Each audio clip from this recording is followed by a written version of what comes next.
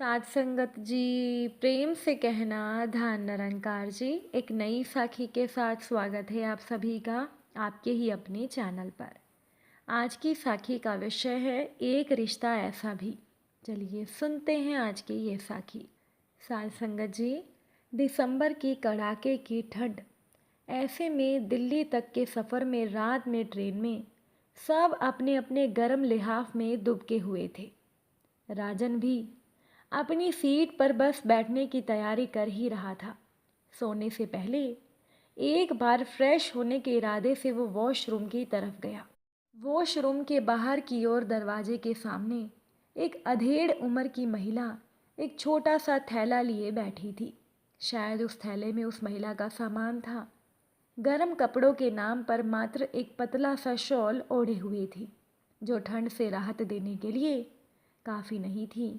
राजन ने देखा, महिला की आंखों में आंसू की बूंदें थीं जो बार बार गालों पर लुढ़क जाती और महिला शॉल से उसे पोंछ देती। तभी बाजू वाले ट्रैक पर कोई ट्रेन गुजरी। उससे आती हुई हवा से वो महिला सिहर उठी, कंप कमाकर स्वयं को स्वयं में लपेटने का प्रयास करने लगी। अचानक से राजन ने उस महिला को पूछ ही लिया, कहाँ जा रही हैं आप? महिला ने चेहरा ऊपर किया, फिर जवाब दिया, मथुरा। राजन ने पूछा, टिकट नहीं लिया? महिला बोली, बेटा अचानक जाना पड़ रहा है, टीसी आएगा तो ले लूँगी। महिला ने आंसू पोंछते हुए कहा। राजन ने कहा, क्यों, ऐसे अचानक क्यों? इतनी ठंड में तो आपको रिजर्वेशन करवाना चाहिए था।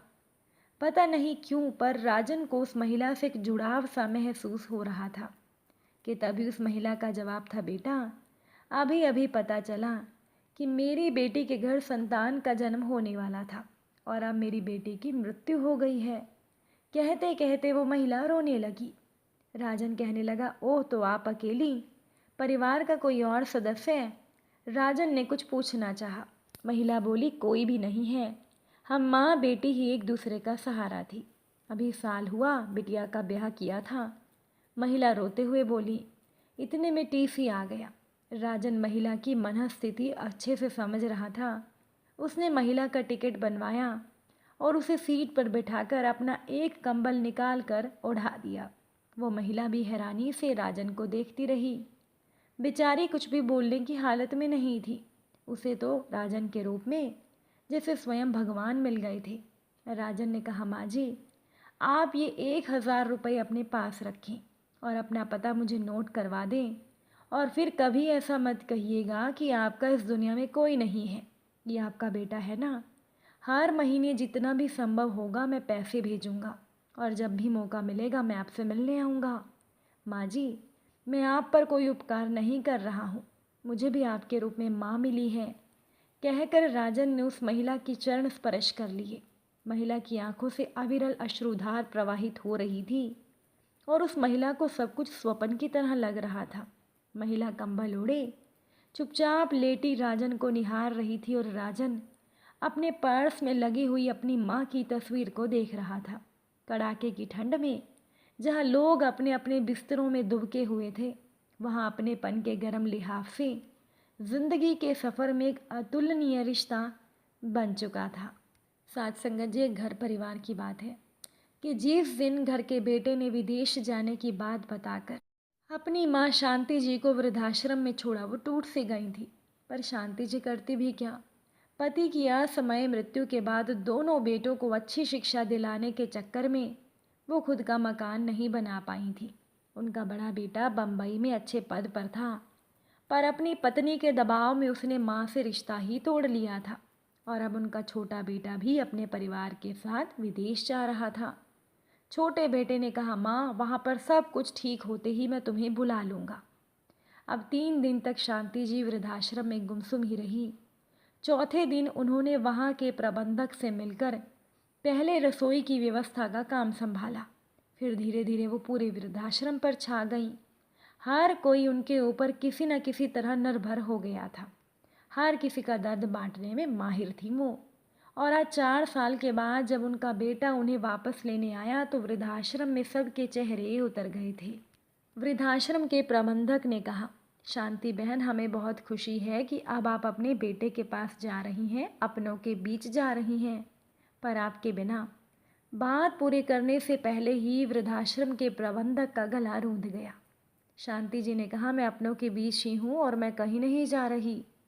उन्होंने निश्चित स्वर में कहा तो सबके साथ उनका बेटा भी चौंक गया। बेटा कहने लगा, ये क्या कह रही हो माँ? क्या तुम इस वृद्धाश्रम के लिए अपना परिवार छोड़ दोगी? शांति जी ने कहा, परिवार? शांति जी का स्वर कसैला हो उठा। शांति जी ने कहा, आज तुम्हारी पत्नी गर्भवती है तो तुम्हें याद आया कि मैं भी तुम्हारे परिवार की हूँ। पर अफसोस कि मैं ये बात 4 साल पहले ही भूल चुकी हूँ और तब से मेरा यही परिवार है, ये वृद्धाश्रम, जिसे मैं किसी कीमत पर नहीं छोड़ूंगी। पर हाँ, मेरे इस परिवार में तुम जितना दिन रुकना चाहो आराम से रुक सकते हो। शांति जी ने अपना 2 टूक फैसला सुना दिया। साथ संगत जी, इस दुनिया में हर तरह के लोग हैं। कहाँ तो इस दुनिया में राजन जैसे लोग हैं जिन्होंने एक अनजान महिला को इतना प्यार दिया, इतना मान सम्मान दिया, और कहाँ शांति जी का बेटा जिन्होंने अपनी माँ को विदेश जाने के चक्कर में वृद्धाश्रम छोड़ दिया और आज अपनी ही ज़रूरत पड़ने पर अपनी माँ को वापस लेने आ गया। साथ संगत जी, माँ तो नसीब वालों को मिलती है। साथ संगत जी, एक घर में पत्नी बार बार माँ पर इल्ज़ाम लगाई जा रही थी और पति बार बार पत्नी को हद में रहने की कह रहा था, लेकिन पत्नी चुप होने का नाम नहीं ले रही थी। वो ज़ोर ज़ोर से चीख रही थी और कह रही थी कि उसने अंगूठी मेज पर ही रखी थी और तुम्हारे और मेरे अलावा इस कमरे में कोई नहीं आया। हो न हो अंगूठी माँ जी ने ही उठाई है। बात जब पति की बर्दाश्त के बाहर हो गई तो उसने पत्नी की गाल पर एक तमाचा दे मारा। अभी उनकी शादी को 2 महीने ही हुए थे। पत्नी से तमाचा सहन नहीं हुआ, वो घर छोड़कर जाने लगी। जाते जाते पति से एक सवाल पूछा कि तुम्हें अपनी माँ पर इतना विश्वास क्यों है? तब पति ने जो जवाब दिया, उस जवाब को सुनकर दरवाजे के पीछे खड़ी माँ ने जब सुना तो उसका मन भर आया। पति ने पत्नी को कहा, जब मैं छोटा था तब पिताजी गुजर गए थे। माँ मोहल्ले के घरों में झाड़ू पोछा लगाकर जो कमाती थी उससे एक वक्त का खाना आता था। माँ एक थाली में मुझे परोसती थी और खाली डिब्बे को ढक कर रख देती थी। कहती थी, मेरी रोटियां इस डिब्बे में है बेटा, तू खा ले। मैं भी हमेशा आधी रोटी खाकर कहता था, माँ मेरा पेट भर गया है, मुझे और नहीं खाना। माँ ने मुझे मेरी झूठी आधी रोटी खाकर मुझे पाला पोसा और बड़ा किया। आज मैं 2 रोटी कमाने लायक हो गया हूँ, लेकिन ये कैसे भूल सकता हूँ कि माँ ने उम्र के उस पड़ाव पर अपनी इच्छाओं को मारा था। वह माँ आज उम्र के इस पड़ाव पर किसी अंगूठी की भूखी होगी, ये मैं सोच भी नहीं सकता। तुम तो 2 महीने से मेरे साथ हो। मैंने तो माँ की तपस्या को पिछले 25 वर्षों से देखा है।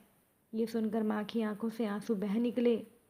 वो समझ नहीं पा रही थी कि बेटा उनकी आधी रोटी का कर्ज चुका रहा है या वो बेटे की आधी रोटी का कर्ज।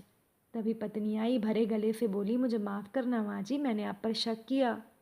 मैंने अंगूठी मेज पर ही रखी थी, लेकिन फिर मेज साफ करके सारा कचरा डस्टबिन में डाल दिया। अभी ध्यान आया तो डस्टबिन से निकाल कर लाई हूँ ये अंगूठी, कहकर वो अपनी सास से लिपट कर रोने लगी। सास ने प्रेम से बहू को गले लगा लिया और इस तरह से सारे गिले शिकवे भुलाकर वो एक साथ प्यार से रहने लगे। साथ संगत जी, उनके नसीब बहुत अच्छे होते हैं, किस्मत बहुत अच्छी होती है जिनकी किस्मत में माँ होती है। इसीलिए हमेशा अपनी माँ से प्यार रखें, उनका आदर सत्कार करें। आज की ये साखी पसंद आई हो तो वीडियो को लाइक शेयर कीजिएगा। चैनल पर नए हैं सब्सक्राइब ज़रूर कीजिएगा। आप सभी से फिर मुलाकात होगी नई साखी के साथ। साथ संगत जी, प्यार से कहना, धान निरंकार।